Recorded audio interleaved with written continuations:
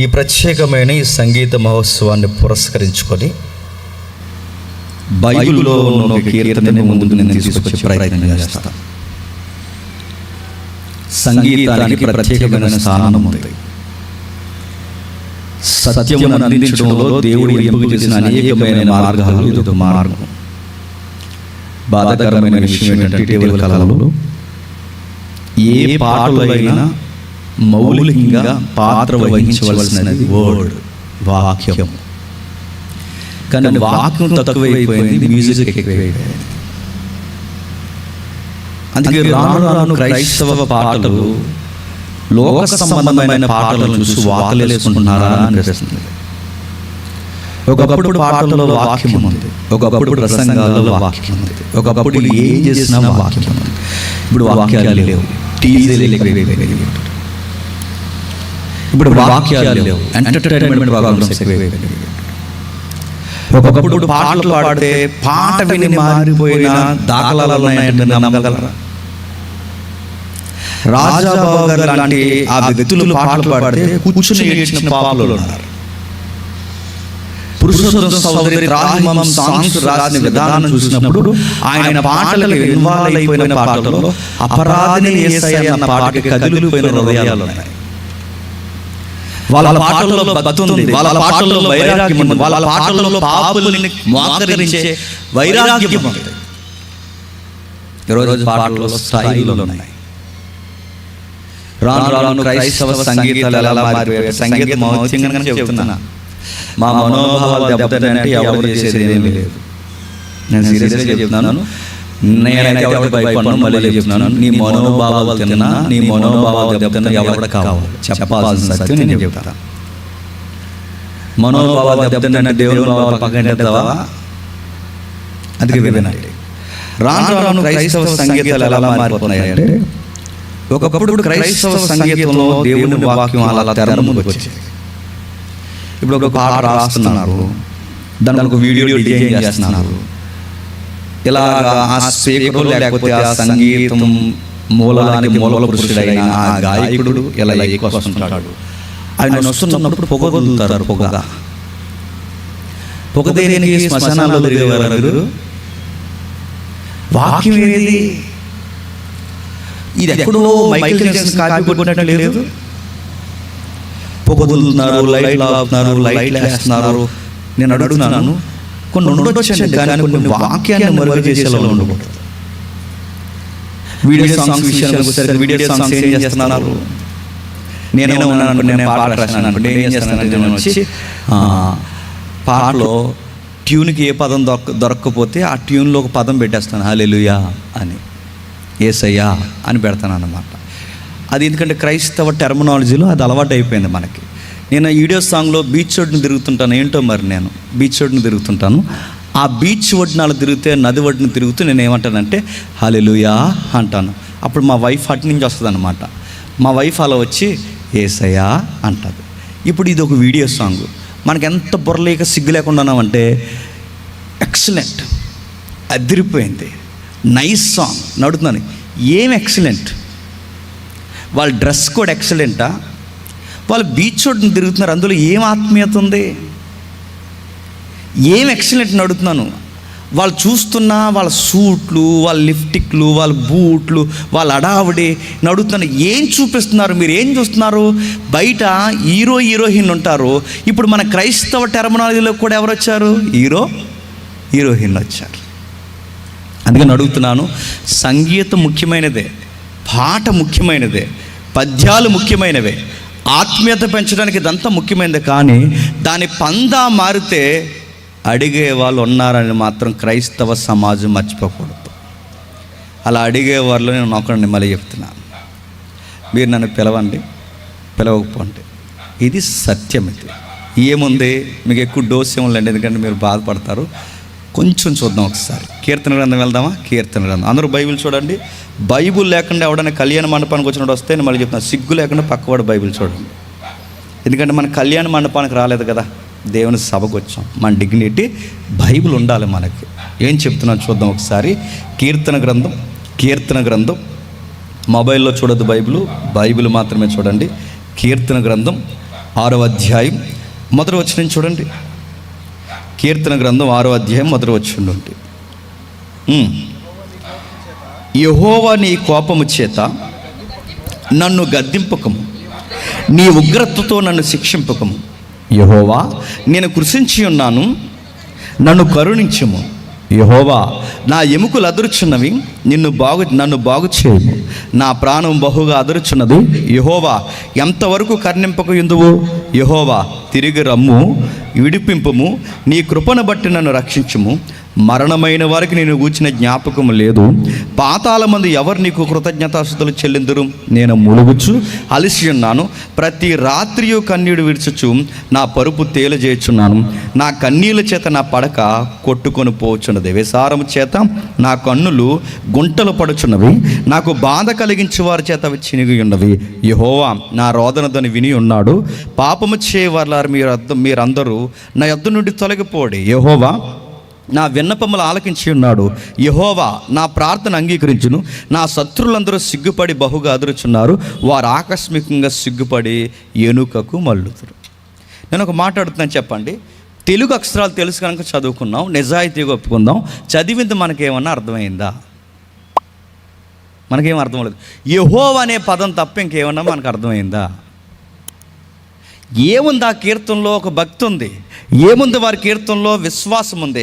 ఈ కీర్తనలో ఏముందంటే ప్రార్థన ఉంది.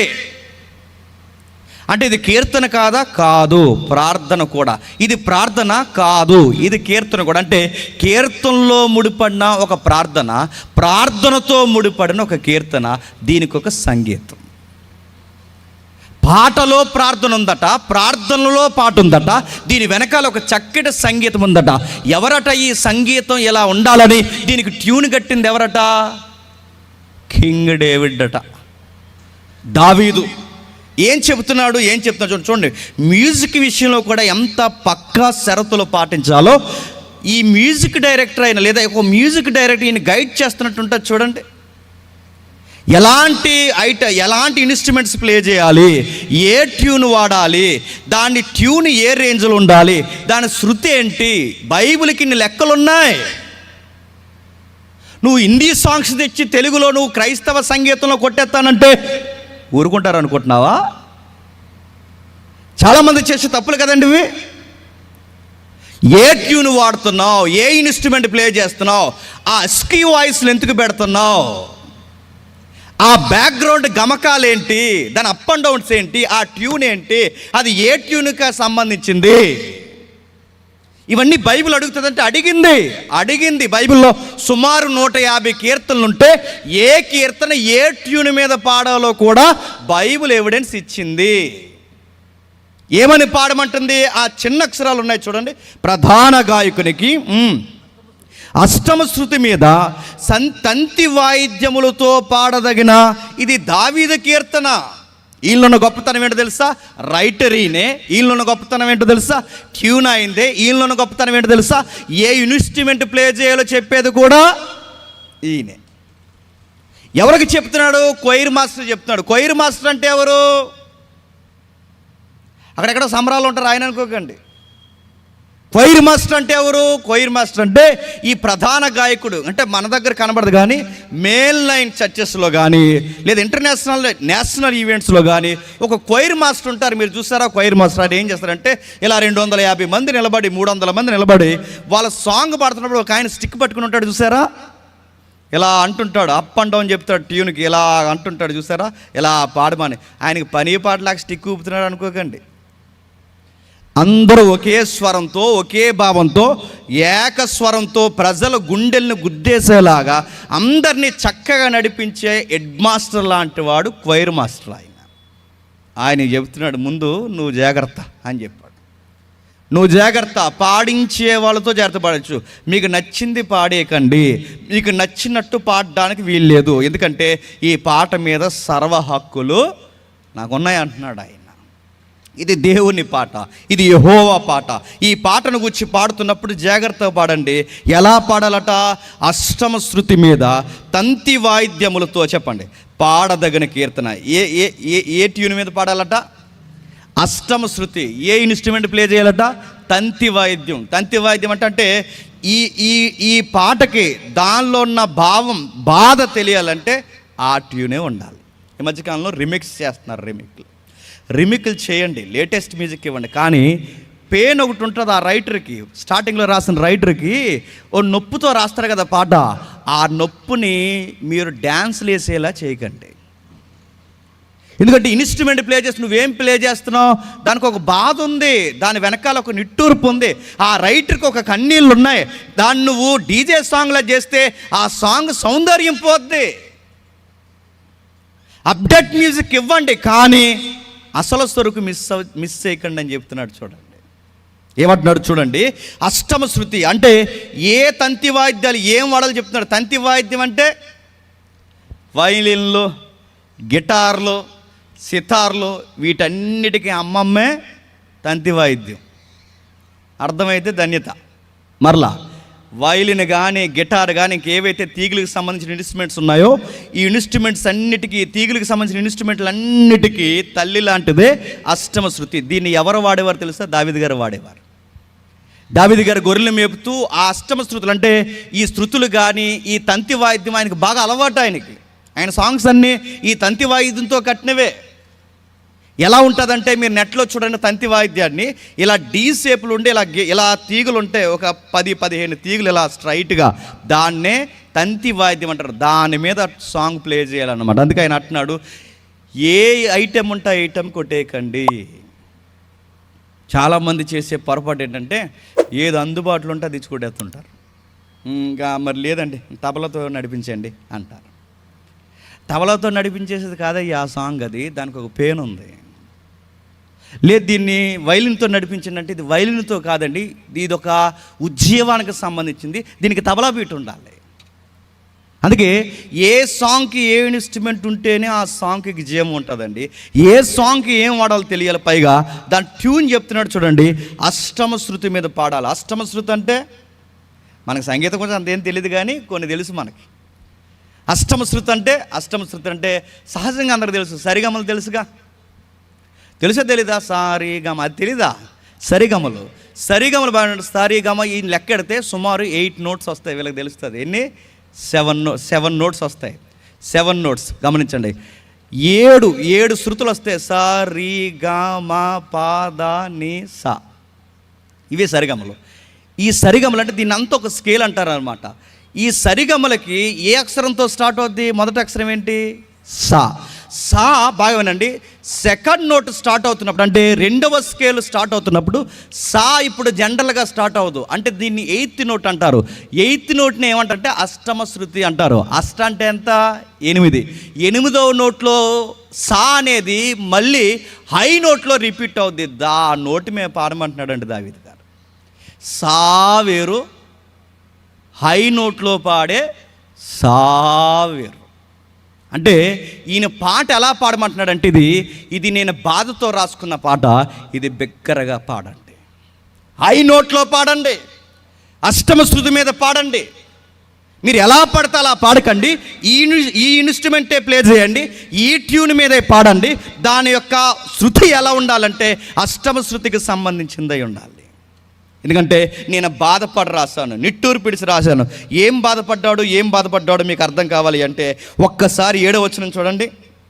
7వ వచనం, విచారము చేత నా కన్నులు గుంటలు పడుచున్నవి, బాధ కలిగించు వారి చేత అవి చినికియునవంటే ఈయనకేదో బాధ వచ్చిందండి దావీదు గారికి. మంచి పాటలు ఎప్పుడు వస్తాయి చెప్పనా? బాధపడితే వస్తాయి.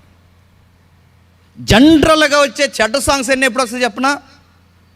గోదావరి గొట్టి మీద కూర్చుంటే గొట్టి మీద చెట్టు మీద పెట్ట మనసులో ఇవి వస్తాయి.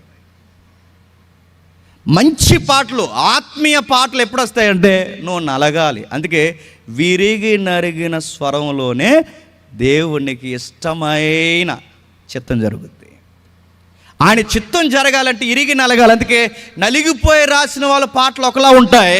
బాగా వినండి, నలిగిపోయి రాసిన వారి పాటలు ఒకలా ఉంటాయి. నేను పేర్లు చెప్పట్లేదు.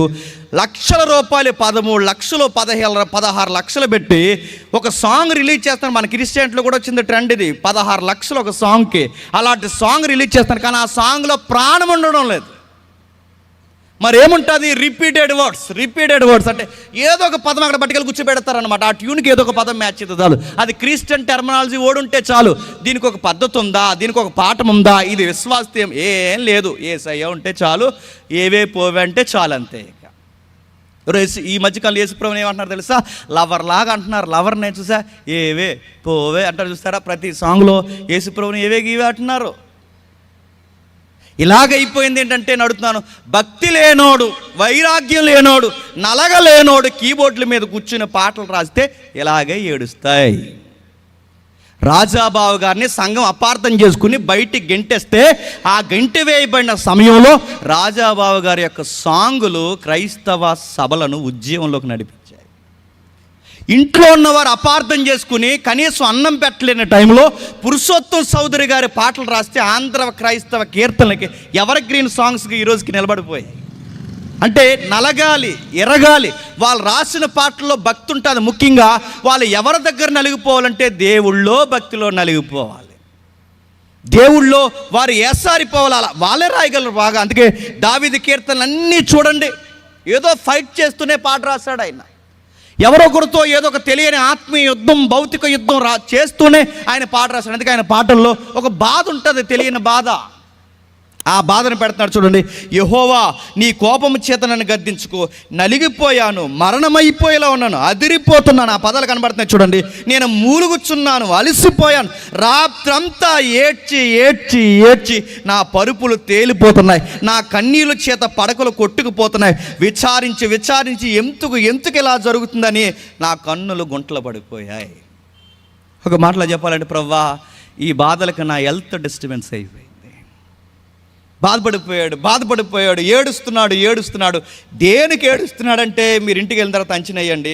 3వ కీర్తన, 4వ కీర్తన, 5వ కీర్తన, 6వ కీర్తన, 7వ కీర్తన, ఇవన్నీ వరుస కీర్తనలు అంటారు. ఈ వరుస కీర్తనలో రాస్తున్న ఈ కీర్తనలన్నిటి వెనకాల దావీదు ఏ విషయాల్లో బాధపడుతున్నాడని బైబిల్ పండితులను అడిగితే బహుశా 2-3 విషయాల్లో బాధపడి ఉండొచ్చు అని అంచనా వేస్తున్నారు. ఆ 2-3 విషయాలు ఏంటంటే, మొట్టమొదట ఆయన చుట్టూ ఉన్న వాళ్ళకి ఆయన మీద అసూయ పెరిగిపోయింది. ఎలా పెరిగిపోయింది? మొన్నటి వరకు గొర్రెలు కాస్తున్నవాడు సడన్గా ఇప్పుడు కింగ్ అయిపోతే చూసేవాడికి ఎలా ఉంటుందండి? ఏడుపులు ఎక్కువైపోయినాయి ఆయన మీద. రెండవది, ఆ బాగా ఏడ్చేవారిలో అతిపెద్ద శత్రువు ఎవరంటే సౌలు. ఎవరు? సౌలు.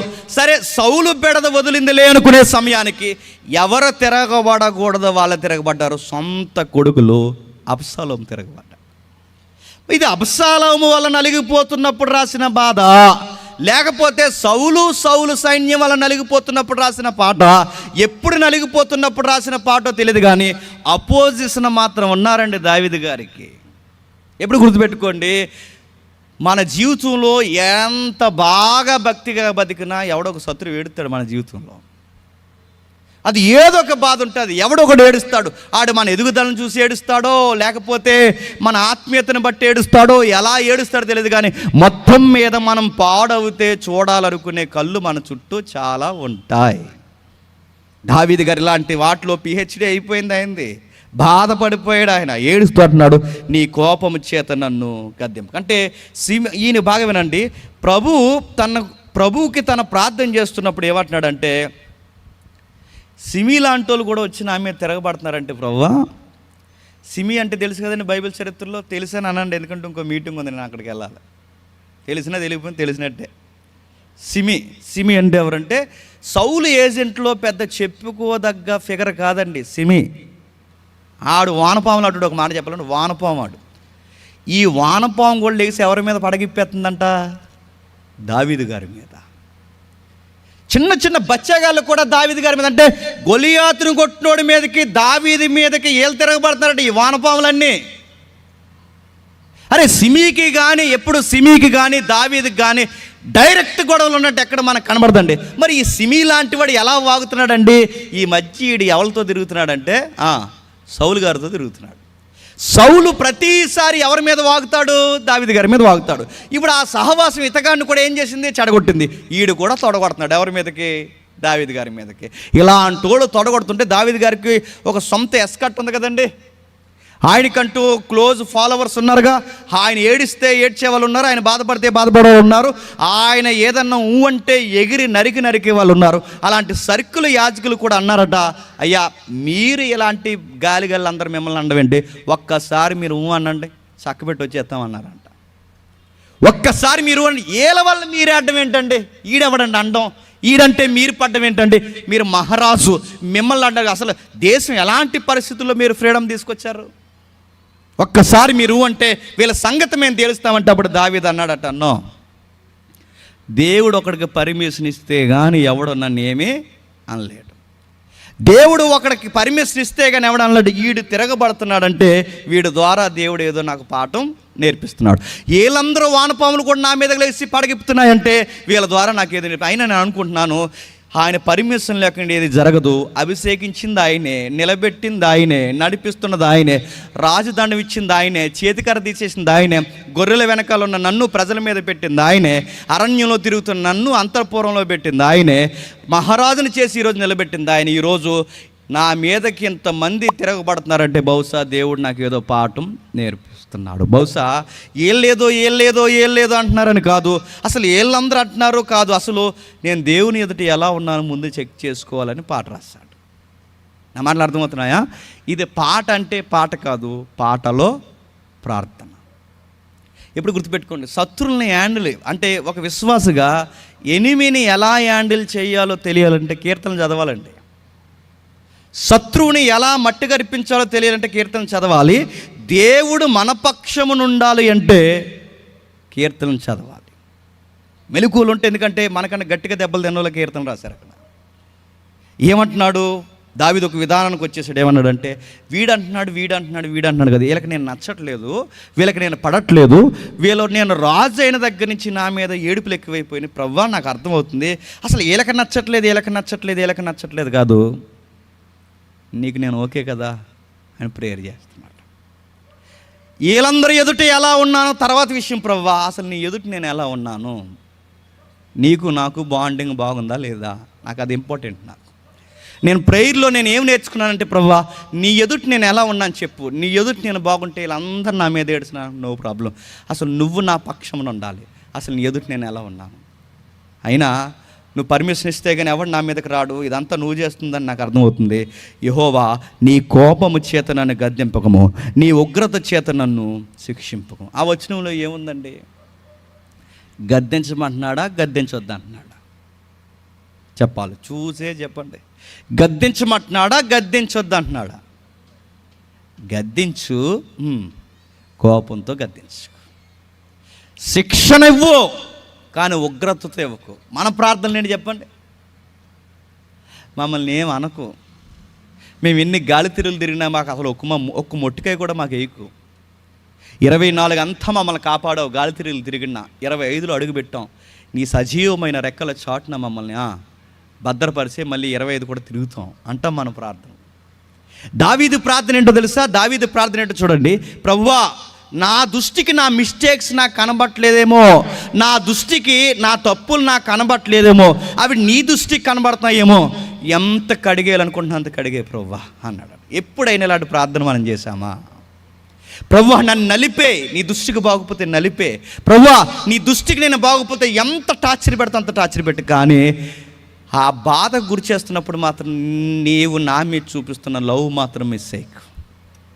గద్దించు కానీ కోపంతో ఎందుకంటే తట్టుకోలేను, శిక్షించు కానీ ఉగ్రతతో శిక్షించుకు నేను తట్టుకోలేను. యెహోవా నేను కృషించి ఉన్నాను, నా కరుణించుము, నీ దయ మాత్రం నాకు దూరం చేయకు, నీ ప్రేమను మాత్రం నాకు దూరం చేయకు. యెహోవా ఎంతకాలం కరుణింపగిందువు, యెహోవా తిరుగు రమ్ము, నన్ను ఎంతకాలం విడిపింపవు, నీ కృపను బట్టి నన్ను రక్షించుము. ఏమనుకుంటున్నాడండి? బతిమాలుకుంటున్నాడండి. నీ ఎదుటి బాగున్నానా, నీ ఎదుటి సరిగ్గా ఉన్నాను లేదా? ఎంతగా దేవుడు గద్దించాడంటే ఆయన ఎముకలు అరిగిపోయాట, ఆయన ఎముకలు అదిరిపోయాట, ప్రాణం అదిరిపోయిందట, కన్నులు లొట్టలు పడిపోయాట. కిందికి అంటున్నాడు, మరణమయ్యే వారి జాబితాలో నెక్స్ట్ నేనే ఉన్నట్టు అనిపిస్తుంది అన్నాడట. ఇంకా ఎంత అదిరిపోయాడంటే ఆరోగ్యం అంతా పూర్తిగా నశించిపోయింది అన్నాడట. ఇంతగా వేసారిపోయాడు, ఇంతగా బాధపడిపోయాడు. అంటే దేవుడు ఇంత బాధపడుతున్నా చిట్ట చివరి వరకు కూడా దావీదు ఏం చేస్తున్నాడంటే, నువ్వెంత చేస్తావు చేయి కానీ తట్టుకునే శక్తిని మాత్రం నాకు ఇవ్వు. మనకు చేసే ప్రార్థనలో మన ప్రార్థనలకు తిరగనదండాన్ని గుర్తేడు చెప్పనా? మోకాళ్ళు వేస్తే ఇలా బల్లలు గుద్ది మరీ చెప్తే ఏమని చెప్పనా? ఈ ఏడాది మా శ్రమలు నువ్వు తీసివేయను గాక గాక గాక గాక అంట. నీకు ప్రార్థన చేయడం రాదు, నీకు శ్రమలు తీసివేయుగాక కాదు, శ్రమలను అలాగే ఉంచు, శ్రమలను జయించే శక్తి నీవు ప్రభువుని చేయాలి ప్రార్థన. శ్రమలు అలాగే ఉంచు, ఇరుకులు అలాగే ఉంచు, ఇరుకులలో విశాలత. అంటే మనకు ప్రేయర్ చేయడం కూడా రావట్లేదు. ఎందుకో తెలుసా? ఇలాంటి కీర్తనల యొక్క భావాలు మన బుర్రకి ఎక్కలేదు కనుక. తీసే అంటే శాతగనతను ఉంచు, వాటిని జయించే శక్తిని నాకు ఇవ్వు. ఇరుకులు తీసే కాదు, ఇరుకులు అలా ఉంచు, ఆ ఇరుకులను జయించే శక్తిని నాకు ఇవ్వు. ధైర్యం ఇవ్వు ప్రభువా. సముద్రం అంత ఎత్తైన శ్రమ వచ్చి నా ముందు నిలబడినా ధైర్యం ఇవ్వు ప్రభువా. లోకమంతా ఒక్కటైపోయినా ఆమె తిరగబడిపోయినా వాటిని ఎదిరించే శక్తిని నాకు ఇవ్వు ప్రభు. ఇది కదా చేయాల్సిన ప్రార్థన. పిరుకోళ్ళా చేస్తాం ప్రార్థన. జ్వరం వచ్చింది ప్రభువా, జ్వరం వచ్చింది ప్రభు. జ్వరానికి భయమే, జ్వరానికి భయం, తుమ్ములకి భయం, హాస్పిటల్కి వెళ్ళిన తర్వాత డాక్టర్ పైనుంచి కిందకి చూస్తే భయం, హాస్పిటల్లో 2 రోజులు ఉండమంటే భయం. నన్ను విశ్వాసమేనా? డౌట్ అవుతుంది నాకు. నువ్వు విశ్వాసమేనా? చిన్న విషయాలకు కూడా నువ్వు టెర్రర్ అయిపోతున్నావంటే, చిన్న విషయాలకు కూడా అదిరిపోతున్నావంటే నువ్వు దేవుణ్ణి బలంగా నమ్ముతున్నావా లేదా? బాధాకరమైన విషయం ఏంటో తెలుసా? శ్రమల్ని డీల్ చేయడం మనకు రావట్లేదు కనుకే, అది వ్యక్తుల వలన వచ్చినా, శారీరకంగా వచ్చినా, మానసికంగా వచ్చినా, ఆ శ్రమల్ని మనకు డీల్ చేయడం రావట్లేదు కనుకే శ్రమల్ని తట్టుకోలేక అనేక మంది సంసారం చేస్తున్న స్త్రీలు ఏం చేస్తున్నారు చెప్పండి? సూసైడ్ చేసుకుని చచ్చిపోతున్నారు. ఎందుకు చనిపోతున్నారు? శ్రమలు తట్టుకోలేక. ఏదన్నంటే చాలు డోరేసేయడం, ఫ్యాన్ చూసేయడం, డోరేసేయడం, ఫ్యాన్ చూసేయడం. ఏమన్నంటే చాలు, మళ్ళీ అడుగుతాను, మళ్ళీ ఏడాదంతా 52 వారాలు చచ్చికొస్తారు. 52 వారాలు చచ్చికొస్తారు. ఏమన్నంటే చాలు గ్యాస్ స్టవ్ వెలిగించేస్తున్నారు. కిరోసిన్ అయిపోయిందని ఇంకా గ్యాస్ అప్డేట్ అన్నమాట. ఇంకా ఏమన్నంటే చాలు. అడు చూడండి, మీరు చూడండి, ఎక్కడికక్కడ మీరు చూడండి, ఎక్కడికక్కడ చూడండి, బాధలు తట్టుకోలేరు పురుషులు కూడా. ఒరే బాగానే ఉన్నావు కదా చర్చిలో, ఏంటో ఎలా అయిపోయావంటే, ఇంకెందుకన్నా ఈ బాధలు తట్టుకోలేకపోతే, ఇంకా దేవుళ్ళు ఉన్నప్పుడు కూడా మాకు ఎందుకన్నా బాధలు, అందుకేనన్నా ఎత్తేసానన్నాడు. తాగేసావా? శ్రమ తట్టుకోలేక తాగుతున్నావు, అసలు సిగ్గు, నీకు భయం. నడుతున్నాను, నీకు సువార్త అర్థమైందా? దేవుడు అర్థమయ్యాడా? ఒక్క శ్రమ నువ్వు తట్టుకోలేవు. అప్పులకి తట్టుకోలేక ఊరేసుకు చచ్చిపోతున్న వాళ్ళు బిలీవర్స్ ఉన్నారంటే సిగ్గుకరమండి. బయట వాళ్ళకంటే నిరీక్షణ లేదు, ఆధారం లేదు కనుక వాళ్ళు చచ్చిపోతారు. బిలీవర్స్ చనిపోవడం ఏంటండి? సంసారాన్ని తట్టుకోలేకపోవడం ఏంటండి? శ్రమను తట్టుకోలేకపోవడం ఏంటండి? తట్టుకునే శక్తిని ఇమ్మని దేవునికి ప్రార్థన చేయి. దావీదు అంటున్నాడు, నువ్వు ఎంత రుద్దుతావో రుద్దు, ఎంత ఉగ్రతతో శిక్షిస్తావో శిక్షించు, కుసించిపోతున్నాను, నశించిపోతున్నాను, ఎముకలు అదిరిపోతున్నాయి ప్రభువా. వీటన్నిటి మధ్య ఒక మాట అయితే అడుగుతున్నాను, నీ దయ మాత్రం నాకు దూరం చేయకు, నీ ప్రేమను మాత్రం దూరం చేయకు, తట్టుకునే శక్తి నువ్వు. ఒక మాట అడుగుతున్నాను, నువ్వు ఇలాగే నా మరణకండా ఉంటే, ఇలాగే నన్ను నలిపేడు నువ్వు స్టార్ట్ చేస్తే, ఇలాగే నన్ను గద్దించడం స్టార్ట్ చేస్తే నాకు డౌట్ వస్తుంది, నువ్వు పెట్టిన ఈ బాధలకి ఒకరోజు నేను చచ్చిపోయేలా ఉన్నాను అన్నాడు. దావీదు గారిలో ఉన్న ముద్దొచ్చే భక్తి అని చెప్పనా? దేవుడితో చిన్నపిల్లడు మాట్లాడినట్టు మాట్లాడతాడు దావీదు గారు. చిన్నపిల్లలు ఎలా మాట్లాడతాడు చూడండి, ఎలా మాట్లాడుతున్నాడో. నేను మూలుగుసు అలసి ఉన్నాను, ప్రతి రాత్రి కన్నీడు విడుచుతున్నాను. 5వ వచనంలో, మరణమైన వారికి నేను గూర్చిన జ్ఞాపకం లేదు, పాతాళంలో నీకు కృతజ్ఞతాస్తుతులు ఎవరు చెల్లిస్తారు? అంటే దాని అర్థం ఏంటి? దావీదు గారు అంటున్నారు, బాగా వినండి, ఇలా ఏడ్చి నేను చచ్చిపోతే, బాగా వినాలి, ఇలా నేను ఏడ్చి చచ్చిపోతే ఆయన ముద్దొచ్చే మాట అంటున్నాడు చూడండి, రేపు నీకు వర్షిప్ ఎవరు చేస్తారు ప్రభువా అంటున్నాడు చూడండి. ముద్దుగా అనిపించలేదండి ఆ మాట మీకు? నేను చనిపోతే నీకు వర్షిప్ ఎవరు చేస్తారు? చాలామంది ఉన్నారు చేసేవాళ్ళు యెహోవాకి, కానీ ఆయనకున్న బాండింగ్ చూడండి, దావీదుకి దేవుడికున్న బాండింగ్ ఎంత బాగుందో చూడండి. నేను చచ్చిపోతే నాలాగా యథార్థంగా నీకు వర్షిప్ చేసేవాళ్ళు ఎవరు ఉంటారు చెప్పు? ఆ రోజు ఆయనకున్న వెలుగును బట్టి మాట్లాడుతున్నాడు. పాతాళమందు నీకెవరు వర్షిప్ చేస్తారు? చంపేస్తావా నన్ను ఇలాగా శ్రమల్లో వదిలేస్తావా నన్ను ఇలా శ్రమల్లో వదిలేసి? ఏడ్చి పొయిటిక్గా మాట్లాడుతున్నాడు. ఏడ్చి సింబాలిక్గా చెప్తున్నాడు. ఏడ్చి నా పరుపులు తేలిపోతున్నాయి, ధారలై పారుతున్నాయి. ఇదిగో నా పరుపులు తేలడం కదా, నా కన్నీరు చేత నా పడక కొట్టుకుని పోయేలా. ఇలానే వదిలేస్తావా? దావీదులో ఉన్న బ్యూటీ ఇది నేర్చుకోండి. జీవితంలో దేవుడు మనకు దగ్గర అవుతాడు, మనం దేవుని దగ్గర అవుతాం. దావీదులో ఉన్న బ్యూటీ అంటే చెప్తున్నా, సంతోషం వచ్చినా దేవుని దగ్గరికి వస్తాడు, బాధ వచ్చినా దేవుని దగ్గరికి వస్తాడు. మనము సంతోషం వస్తే రెస్టారెంట్కి పోతాం, మనం ఫ్యామిలీ ప్యాక్ ఆర్డర్ ఇస్తాం, మనం ఇంకా ఆ రోజు చచ్చికెళ్ళం. ఇంకా ఆ రోజు బాధ వచ్చింది అనుకోండి, బాగుండండి. సంతోషం వస్తే ఊరి మీద తిరగడానికి పోతాం, బాధ వస్తే మొత్తానికి ఇంకేం తినకుండా చర్చికి ఇచ్చి లేకుండా ఇంట్లో కూర్చుంటాం. మనకు బాధ వచ్చినా ప్రమాదమే మనతో. చెప్పండి. సంతోషం వచ్చినా ప్రమాదమే. కానీ భక్తులు అలా కాదు, వాళ్ళకి సంతోషం వచ్చినా దేవుని దగ్గర పరిగెట్టారు, బాధ వచ్చినా దేవుని దగ్గర పరిగెట్టాడు. ఒక మాట అంటున్నాడు దావీదు. ఇందుకే దావీదుని నలుపుతున్నది ఎవరని దావీదు అంటున్నాడండి? దేవుడే. ఎవరు? దేవుడే. దావీదుని కొడుతున్నది ఎవరని చెప్తున్నాడండి? దేవుడే. యెహోవా నీ కోపాగ్ని, యెహోవా నీ ఉగ్రత, యెహోవా నీ దండన, యెహోవా అంటున్నాడంటే ఇప్పుడు ఈ బాధలన్నీ ఎవరు పడుతున్నారు అంటే ఎవరు పర్మిషన్ ఇచ్చి ఎవరు కొడుతున్నారు అంటున్నాడు దావీదు గారు? యెహోవాయే. మరి యెహోవా కొడుతున్నప్పుడు ఎవరు కొడుతున్నారు వారి దగ్గర నుంచి పారిపోవాలి కదండి. మాటలు అర్థమవుతున్నాయా? ఇప్పుడు ఈయన కొడుతున్నప్పుడు ఆయన దగ్గర నుంచి పారిపోవాలిగా. కానీ దావీదు గారు ఏ దేవుడు కొడుతున్నాడో మళ్ళీ ఆ దేవుడినే పట్టుకుంటున్నాడేంటి? ఒక బ్యూటీ ఉంది అక్కడ, చెప్తాను వినండి. పిల్లలు కొన్నిసార్లు మాట్లాడరు, కుదురుగా ఉండరు అంటే వీడు వెళ్ళి ఆ ప్లగ్లో వేలాడతాడు, ఈ ప్లగ్లో వేలాడతాడు, ప్రతి కన్నంలో వేలాడుతుంటాడండి. వీడు ప్లగ్లో వేలాడితే ఏమవుతాడు? పోతాడు కదండి వీడు. ఆ వెలిగించిన గ్యాస్ స్టవ్ దగ్గర వెళ్ళి ఆ కర్ర ఎడతాడు, కర్ర ఏలు పెట్టి కర్రలు పెట్టి క్యాండిల్ వెలిగిస్తామా, క్యాండిల్ దగ్గర చెయ్యి ఎడతారు. చెప్పి వాళ్ళ అమ్మ కోపం వచ్చి ఏం చేస్తుంది చెప్పండి? ఏపి యమానం మొదటి గట్టిగా నాలుగు పడేస్తుంది, బేరని ఏడుస్తాను. ఆ ఏడ్చినప్పుడు దొంగ పిల్లలు, బాగా విన్నాడు, దొంగ పిల్లలు ఉన్నారనుకోండి, తల్లిదండ్రులని అర్థం చేసుకునే దొంగ పిల్లలు ఉన్నారనుకోండి, వీళ్ళు ఏం చేస్తారు చెప్పిన? ఆ దెబ్బ కాడ ఆటో ఎక్కిపోతారండి ఏరో ఊరు. దొంగ పిల్లలు అయితే కొంతమంది ఏం చేస్తారు చెప్పిన? ఊరుదులిపోతారు, ఏదో ఒక ట్రైన్ ఎక్కేస్తారు. బాధ్యత లేని పిల్లలు అయితే ఇక మొత్తానికి కనబడిపోతారు. కానీ మంచి పిల్లలు అయితే ఏం చేస్తారు చెప్పిన? ఏ అమ్మ కొట్టిందో చెప్పండి, మళ్ళీ అదే అమ్మను పట్టుకుని ఏడుస్తూ కొట్టకమ్మ అంటారు. ఈ లాజిక్, ఈ ప్రేమ మీకు అర్థమైతే దావీదు గారు అమ్మలాగా ఏ దేవుడైతే కొడుతున్నాడో చెప్పండి, మళ్ళీ ఆ దేవుడినే పట్టుకుని అంటున్నాడు, అంత గట్టి కొట్టక ప్రభువా చచ్చిపోయేలా ఉన్నాను అన్నాడు. ఎంత బాగుందండి వాళ్ళది. ఇప్పుడు బాగా వినండి. దావీదుని దేవుడు కొడుతున్నప్పుడు దావీదు ఏడుస్తున్నాడంటే, దావీదు ఏడుస్తున్నప్పుడు దేవుడు నవ్వుతున్నాడు అనుకుంటున్నారా? ఇలాప వాక్యాలు ఉంటుంది, ఇంటికి వెళ్ళిన తర్వాత చదవండి. ఆయన బాధ పెట్టినను మన బాధను బట్టి ఆయన కూడా బాధపడతాడట. మరి బాధ పెట్టి ఆయన బాధపడటం దేనికి? దావీదును కొడుతున్నాడు, దావీదు ఏడుస్తున్నాడు. దావీదు ఏడుస్తున్నప్పుడు దేవుడు సింహాసనం మీద కూర్చుని ఆయన ఒక సైకోలాగేం నవ్వడు.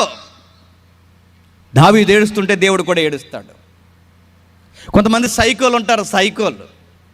చిన్నపిల్లలు నాలుగు ఇచ్చామనుకోండి, వాళ్ళు ఏం చేస్తారండి? గిల్లెత్తారండి. అదో సైకో బుద్ధి. ఆడి పెరలు గిల్లెత్తారు, ఆడు తొళ్ళ గిల్లెత్తారు, ఆడి బుగ్గలు ఏడరా ఎదవా ఆడు ఏడుతుంటే ఎంత బాగున్నాడు ఎదవా ఏడరా అనుకో, రెండు అంటారు మళ్ళీ. ఇదే సైకో బుద్ధి అంటే వాళ్ళకి అదో ముద్దు. వాళ్ళు ఏడుస్తుంటే వాళ్ళకి నచ్చుతుంటుంది. ఆడు బుగ్గలు ఎట్లా లాగేస్తుంటారు, ఆడు ముక్కు ఎట్లా ఆడు చెవులు ఎట్లా లాగేస్తుంటారు, ఆడి పెరల గిల్లేస్తుంటారు, తొళ్ళ గిల్లేస్తుంటారు.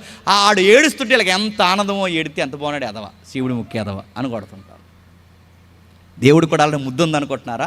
మనం ఏడుస్తుంటే పైనుండి భలే ఉన్నాడు దావీదు, ఇంకో రెండు పడేయండి అనుకుంటాడు అనుకుంటున్నారా? కాదండి. మన దేవుడు ఎలా చెప్పినా మనం ఏడిస్తే ఆయన కూడా ఏడుస్తాడు. ఉదాహరణ చెప్తాను వినండి. ఈ కుర్రగాలు కుదురు లేనప్పుడు, గట్టి కొట్టినప్పుడు, చెల్లును కొట్టినప్పుడు పిల్లలు ఏడుస్తారు కదండి. ఏడ్చినప్పుడు నిజమైన తల్లులు మీరు చూడండి, ఆడ ఆ మూల కూర్చుని ఏడుతుంటే మళ్ళీ ఇలా అమ్మ ఏడిచేస్తుంటుంది. అక్కడికి వెళ్ళిపోయి ఇలా రా ఎదవా చెప్పును మాట ఇలా రా అని మళ్ళీ ఆయన పట్టుకుని ఏడుతుంటుంది. నువ్వు కొట్టడం దేనికి, ఏడడం దేనికి? నువ్వు కొట్టకుండా ఉంటే ఏడవు కదా, నువ్వెందుకు ఏడుస్తున్నావు అని ఆ తల్లిని అడిగితే ఎందుకంటే తెలుసా? నువ్వు ఎందుకు ఏడుస్తున్నావు అంటే ఆడు ఏడుస్తున్నానని అంట. మరి ఏడ్చేలాగా ఎందుకు కొట్టావు? కొట్టకపోతే ఆడు చచ్చిపోతాడని కొట్టాడంట. ఇప్పుడు చెప్పండి, ఎందుకు కొట్టిందంటే ఆనందం కొరకు కాదు కొట్టింది. ఆడు అలా తప్పులు చేస్తే ఏమవుతాడు? చచ్చిపోతాడు. అలా తప్పులు చేస్తే వాడు చనిపోతాడు కనుక బిగించి కొట్టింది. ఇప్పుడు ఆడు ఏడుస్తున్నాడు కనుక ఏం చేసింది? ఈవిడు కూడా ఏడుస్తుంది. అంటే బిడ్డను ఎందుకు కొట్టింది? ఆడు బాగుపడతాడని కొట్టింది. ఇప్పుడు ఆడు ఏడుస్తున్నాడు కనుక ఈవిడు కూడా ఏం చేస్తుంది? ఏడుస్తుంది. ఈ లాజిక్ మీకు అర్థమైతే దేవుడు మనల్ని కొడతాడు. ఎందుకు కొడతాడంటే ఇలాంటి పనులన్నీ చేసుకుంటూ పోతే ఒకరోజు మనం ఏమవుతాం చెప్పనా? నాశనం అయిపోతామని కొడతాడు. మరి ఎందుకు ఏడుస్తున్నావు ప్రభు అంటే, నువ్వు ఏడుస్తున్నావు కాబట్టి ఏడుస్తున్నాను రా అంటాడు. దావీదుకి దేవుడికున్న తేడా చెప్పిన తల్లి బిడ్డల లాంటి బంధం అండి. దావీదుకి దేవుడికున్న బంధం ఏంటో తెలుసా? తండ్రి కొడుకుల లాంటి బంధం అండి. కొడతాడు, మళ్ళీ ఆ కొట్టినప్పుడు ఆ బిడ్డ ఏడుస్తుంటే మళ్ళీ దేవుడు ఏడుస్తాడు. ఏడ్చి ఏడ్చి బాధపడతాడు. ఎందుకంటే ఎక్కడకపోతావు, దావీదుని ఎందుకు కొడుతున్నావు, ఎందుకు శిక్షిస్తున్నావు, ఎందుకు అదిరిపోయేలా చేస్తున్నామంటే దావీదుకు ఒక పాఠం నేర్పించాలనుకున్నాడు, సరిచేయాలనుకున్నాడు. దావీదులో మరింత సుగుణం చూడాలనుకున్నాడు. అందుకే కొడుతున్నాడు, మళ్ళీ పట్టుకుంటాడు, కొడుతున్నాడు, పట్టుకుంటున్నాడు, కొడుతున్నాడు, పట్టుకుంటున్నాడు. ఇలా విషయాన్ని వాళ్ళిద్దరికి అనురాగం జరుగుతుంది. అందుకే దావీదు ఓపెన్ అయిపోతున్నాడు. నువ్వు ఇలాగే వదిలేస్తే రేపు పొద్దున్న నేను ఉండకపోతే నీకు ఎవరు ఉంటారన్నాడు. దేవుడికి ఎవరు ఉంటారని దావీదు ఎంత ముద్దుగా అడుగుతున్నాడు చూడండి. ఈయన కాకపోతే ఇంకా 70 మంది ఉంటారు ఆయనకి. కానీ ఆ ప్రేమ చూసారా? అప్పుడప్పుడు పిల్లల్ని మొదటి మాటలు మాడుతుంటారు పిల్లలు, చూసారా? ఆ పిల్లలు మనం ఏమన్నా అన్నాం అనుకోండి, ఇంకో నేను వెళ్ళిపోయినట్టు నీకు ఎవరు ఉంటారు అంటారు. అడి ఎంత ఉంటాడు, అడి ఇంత వెళ్ళిపోయినట్టు నీకు ఎవరుంటారు అంటాడు.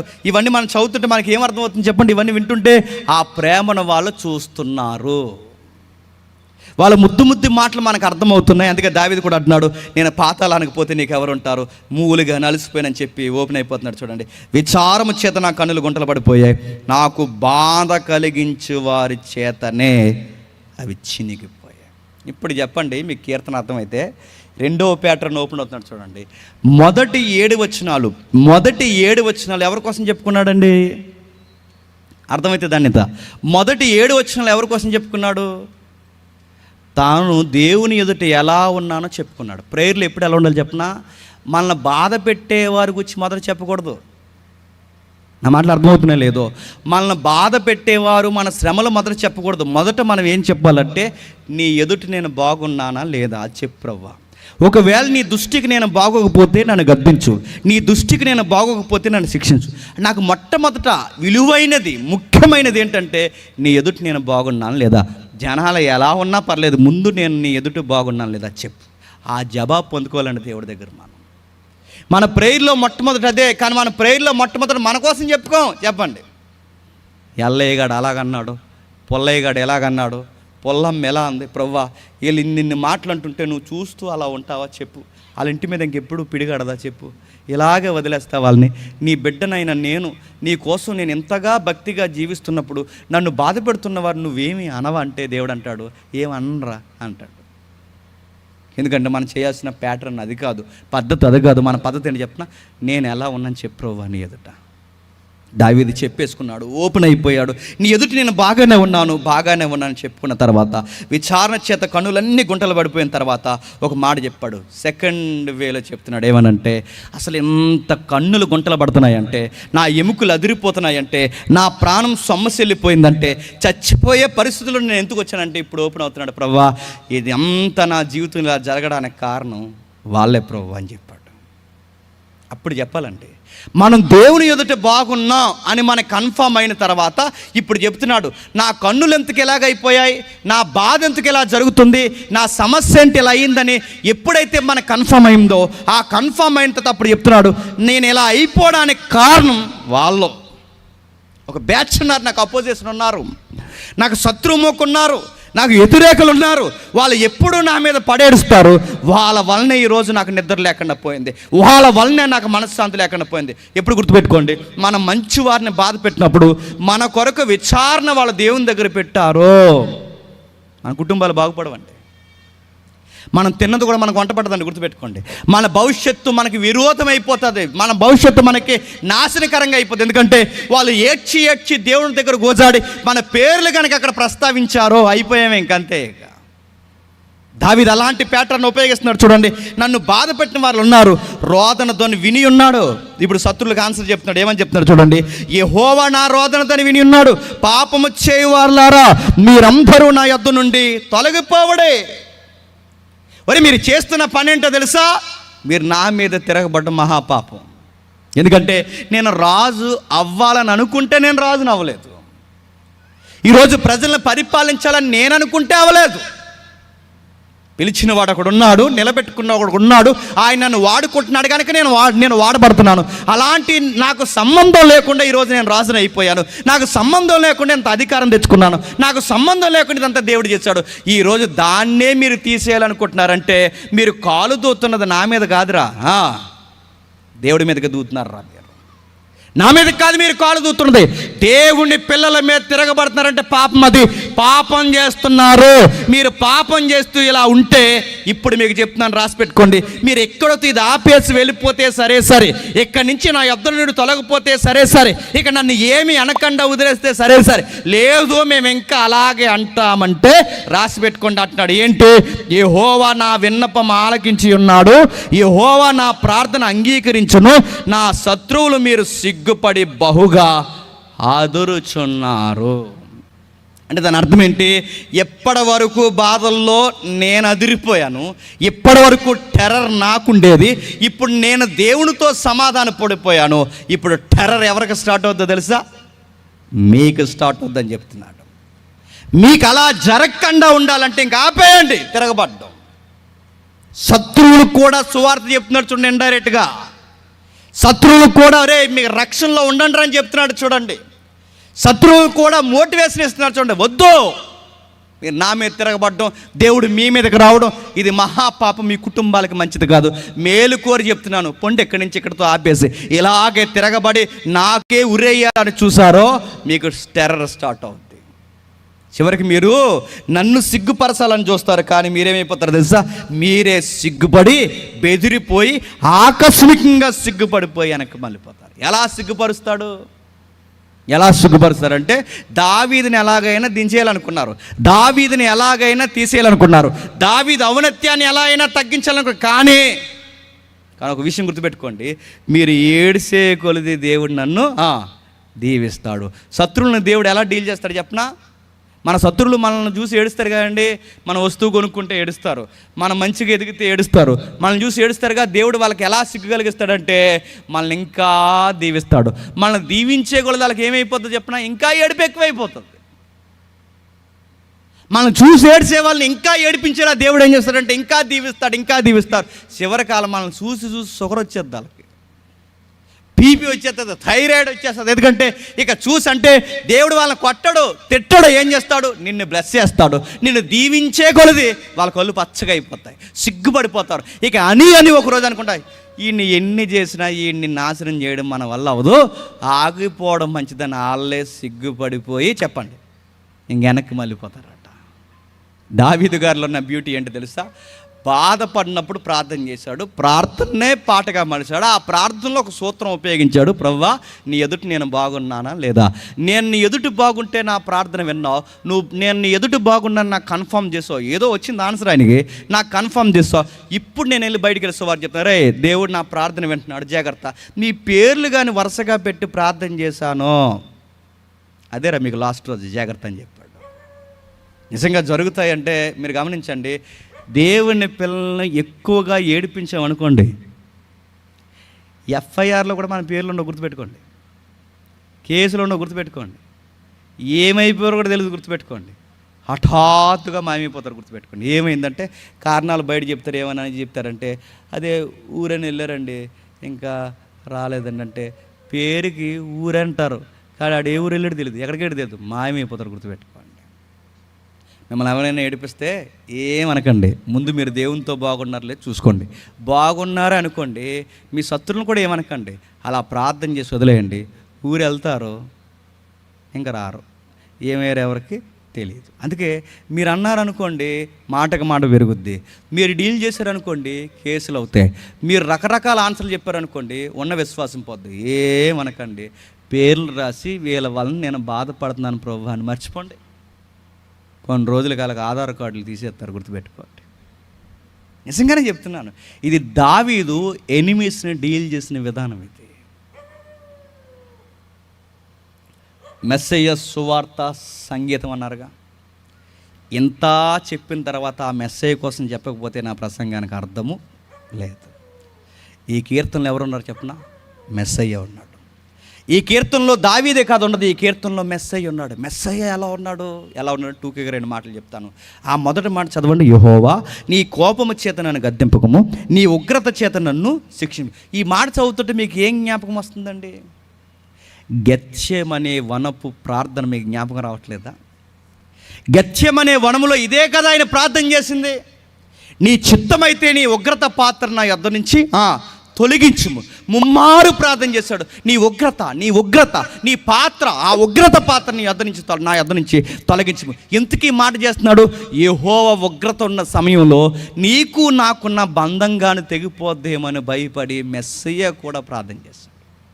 ఈ కీర్తన ఎవరికి ముంగుర్తు అంటే రాబోతున్న మెస్సయ్య గుర్తు. అంటే బైబిల్ పాటలన్నీ రాబోతున్న మెస్సయ్యని చూపించాయి. ఈరోజు పాటలన్నీ నా భార్యని జీవిస్తున్నాయి, నన్ను జీవిస్తున్నాయి, నా బుడ్డాగాలను జీవిస్తాయి, నా పుట్టిన బిడ్డలని వీళ్ళని జీవిస్తాయి. క్రీస్తు కనబడే కీర్తనలు లేవండి చెప్పండి.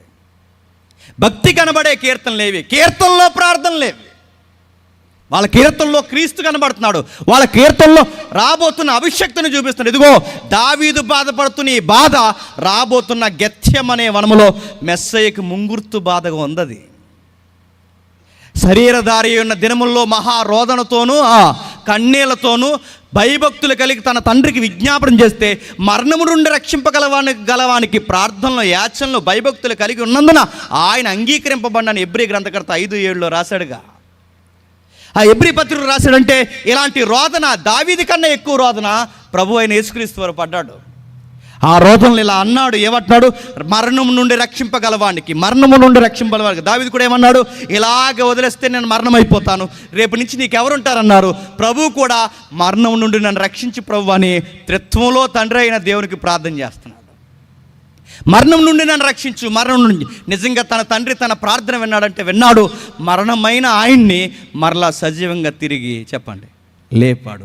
ఇక్కడ మీరు గమనించండి, దావీదు బాధ నుంచి తిరిగి లేచిన తర్వాత శత్రువులకి టెర్రర్ స్టార్ట్ అయింది.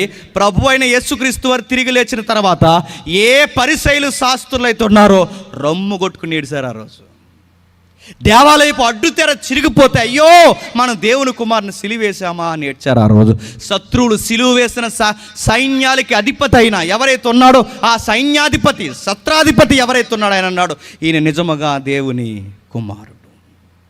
రోమా ప్రభుత్వం ఒప్పుకుంది, పరిసయ్యులు శాస్త్రులు ఒప్పుకున్నారు.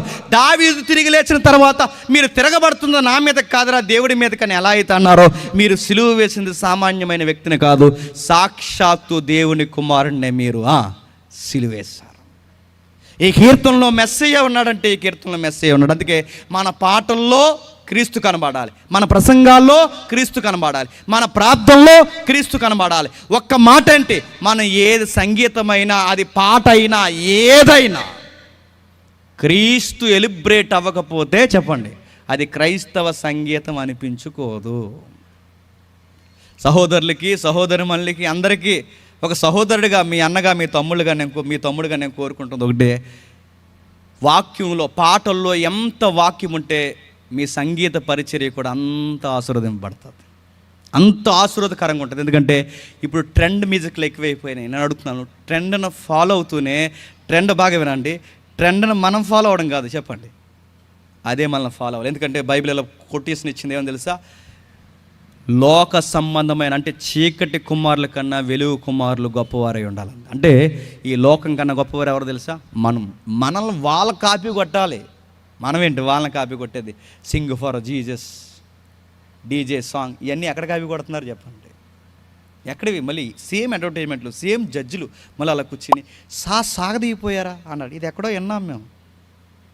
అయ్యే వద్దు. డి షోలకి వెళ్ళడం, జబర్దస్త్ షోలకి వెళ్ళడం కలిపేయకండి సంఘాన్ని దయచేసి. మనకు ప్రత్యేకత ఉంది, మన పాటలకు ప్రత్యేకత ఉంది. ఆ ప్రత్యేకత ఏంటో తెలుసా? మెస్సయ్య ఎప్పుడైతే ఉంటాడో, ప్రభువుకి ఎప్పుడైతే ఆరాధన ఉంటుందో అదే మన ప్రత్యేకత. ఎప్పుడైతే ఆ ప్రత్యేకతను మనం చాటుకుంటామో లోకానికి మనం నచ్చమగాక నచ్చం. ఎందుకంటే ఆయన నచ్చడు కనుక మనం కూడా ఈ లోకానికి నచ్చం. అదే మన ప్రత్యేకత. మనం లోకానికి కూడా నచ్చేస్తున్నామంటే సంథింగ్ రాంగ్, నీ భక్తులు ఏదో తేడా ఉంది, గుర్తుపెట్టుకో. అలాగే అనిపిస్తుందంటే చాలా తేడాగా బతుకుతున్నాం, గుర్తుపెట్టుకు. అందుకే మనకొద్దు, దేవుని కోసం జీవిద్దాం, దేవుని కోసం ప్రకటిద్దాం, దేవుని కోసం మాట్లాడదాం, దేవుని కోసమే పాడదాం. పాటలో వాక్యం, వాక్యంలో ప్రార్థన, ప్రార్థనలో మెస్సయ్య. ఇవి ఎప్పుడైతే ఈ కీవర్డ్స్ మీరు ఫాలో అవుతారో మీ సంగీతాన్ని, మీ సువార్తని, మీ పరిచయాన్ని దేవుడు ఆశీర్వదిస్తాడు. ఆమేన్.